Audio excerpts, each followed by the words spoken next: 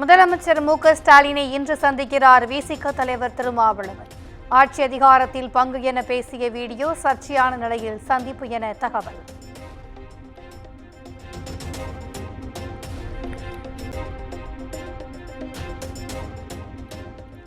அனைவரும் ஒருமித்த கருத்தில் இருக்கும்போது மதுக்கடைகளை நிச்சயம் மூட முடியும் என திருமாவளவன் கருத்து. மதுவிலக்கு மாநாட்டிற்கு அறைகூவல் விடுத்திருப்பதாகவும் பேட்டி.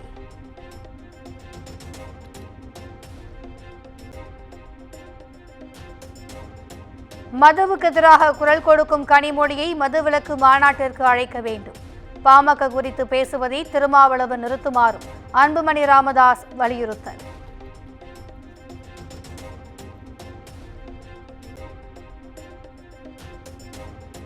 ஆளுநர் ஆர்.என். ரவியை போல் எந்த மாநிலத்திலும் மோசமான ஆளுநர் இருந்தது இல்லை.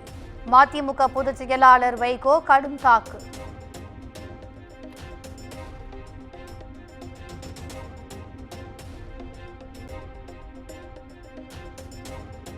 சென்னை திருவல்லிக்கேணியில் விநாயகர் சிலையுடன் தடையை மீறி செல்ல முயன்ற விவகாரம். இந்து முன்னணி அமைப்பினர் 63 பேர் மீது ஜாம்பஜார் போலீசார் வழக்கு பதிவு.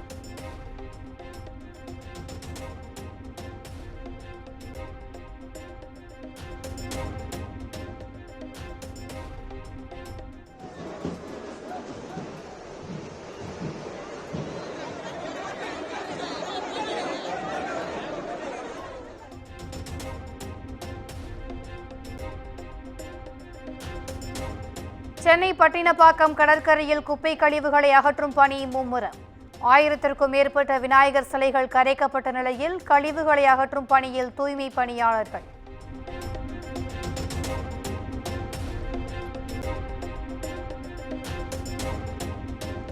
வேலூர் சிறையில் ஆயுள் தண்டனை கைதி சித்திரவதை செய்யப்பட்ட வழக்கு.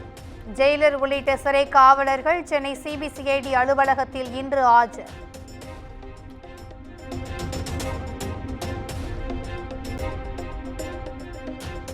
புதுச்சேரியில் சிறுமி பாலியல் வன்கொடுமை செய்யப்பட்டு கொல்லப்பட்ட வழக்கில் கைதானவர் தற்கொலை. புதுச்சேரி சிறையில் அடைக்கப்பட்டிருந்த நிலையில் தூக்கிட்டு தற்கொலை செய்து கொண்டதாக தகவல்.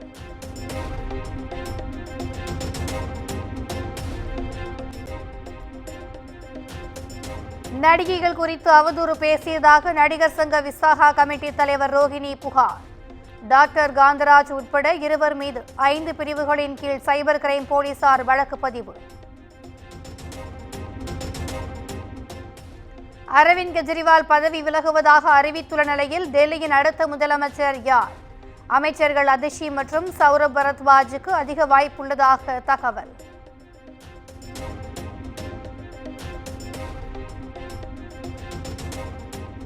ஜம்மு காஷ்மீர் சட்டமன்ற தேர்தலை முன்னிட்டு அனல் பறக்கும் பிரச்சாரத்தில் அரசியல் கட்சிகள்.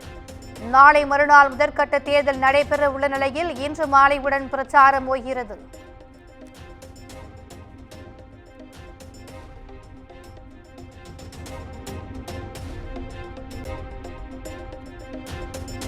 வங்கதேசத்தினர் மற்றும் மியான்மரைச் சேர்ந்த ரோஹிங்கயாக்களின் ஊடுருவலால் ஜார்க்கண்டிற்கு அச்சுறுத்தல். ஜாம்ஷெட்பூரில் நடைபெற்ற பாஜக பொதுக்கூட்டத்தில் பிரதமர் நரேந்திர மோடி பேச்சு.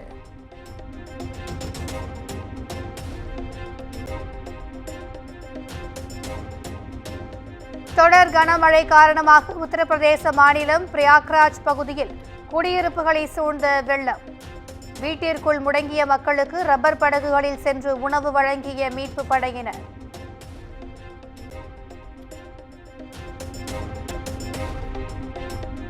டொனால்ட் ட்ரம்ப் பாதுகாப்பாக இருப்பதில் மகிழ்ச்சி அடைகிறேன். துப்பாக்கிச்சூடு சம்பவத்தை சுட்டிக்காட்டி அமெரிக்காவில் வன்முறைக்கு இடமில்லை என கமலா ஹாரிஸ் எக்ஸ் தளத்தில் பதிவு.